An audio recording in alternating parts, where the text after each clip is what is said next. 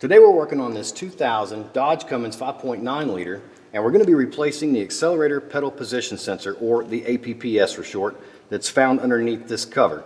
Now to start, the first thing we're going to want to do is disconnect the batteries, make sure we don't have any power going to the electrical connections, and then after that, really this cover is only held on by two connections, two little grommets. You can use a screwdriver or a pick to easily drive those out. And once we get those out, this cover will come right off, and we can show you the next steps in the process of working on this Accelerator Pedal Position Sensor. Now that we have our cover off, we're going to need to remove both of our linkages that are held onto the APPS, or the Accelerator Pedal Position Sensor. They're actually not that hard to remove. So the easiest way to do the one in the back here is just pull against the linkage, press up on this plastic piece,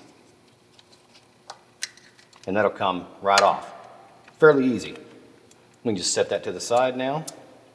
Now on this particular linkage here, it doesn't really want to pop off as easy, but you can take anything from a thin screwdriver, or I'm using a pick here, get it in between the metal and the housing, and just kind of back and forth wedge it, and that'll pop right off just like the other one.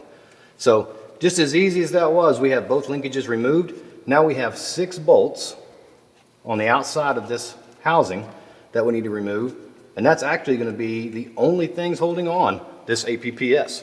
And once we have those 6 bolts out, we can pull that right off, get our new unit, and put it on.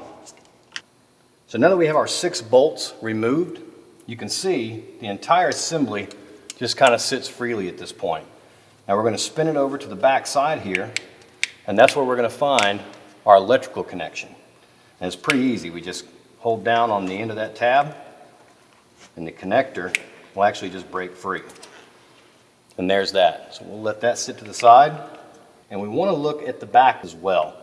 The reason for that is there are times where you can find just this module available to replace. You don't want to go that route though. This module is actually clocked one way and one way only to work properly. And unfortunately, if you unbolt this and you move this around, it can actually be bolted back down in multiple ways, in multiple scenarios, but they may not fit the actual pattern that it should be in based on what it was bolted on in the first place for this vehicle. So when you replace this APPS, just the module is not enough. You need to replace the entire unit, which is a much easier process anyway. Now, once you get the electrical connection removed, it's just as easy as taking you a pair of pliers, getting them attached to the linkage grommet here, and just work it out. All you do is squeeze and push, and you'll see that linkage just popped right out. We're going to do the same thing with the left side linkage, and once they're both free, we can take this whole complete assembly, move it to the side, get our new assembly, and put it back on in the reverse order. And hopefully now you have a better understanding of what it takes to replace an APPS on this 2000 5.9 liter Dodge Cummins.